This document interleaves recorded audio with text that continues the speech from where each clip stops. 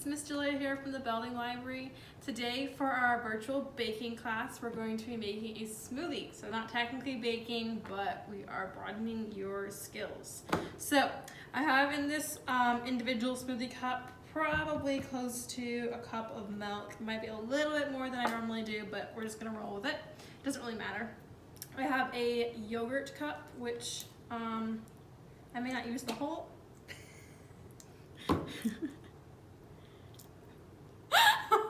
I may not use the whole thing, but now I'm getting yogurt all over me, so that's awesome. And we've got some mixed berries here and some strawberries. So we're gonna first put the yogurt inside of the milk. I think I might use the whole thing actually.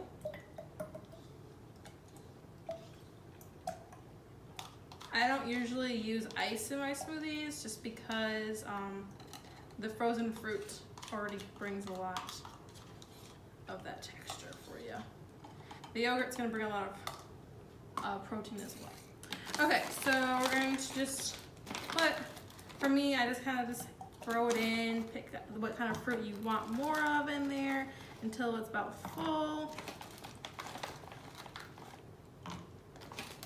And I want some of these strawberries as well. So this is gonna be a big smoothie, but it is individual size, so that's kind of like the best part.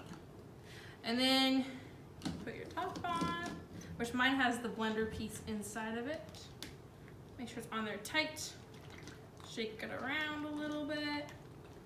And then we put it on.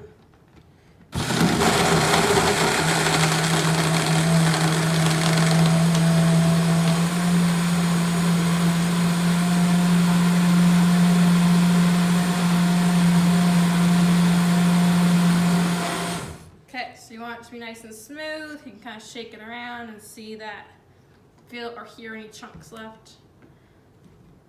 And then you're gonna untwist it. And you want to come up close so you can see what it looks like. Should just be, it's kind of thick. You can do it as thick as you want. That's kind of the best part. And then you just enjoy. So this is just kind of a mix of berries. You can include bananas, which you could freeze. Put lemon juice in there if you want. If you want a little bit of sugar, you can add that. Or if you're using like honey instead as a sweetener substitute. But for me, my yogurt with flavor usually does it. So I hope you enjoy it and it cools you off this really hot weather right now.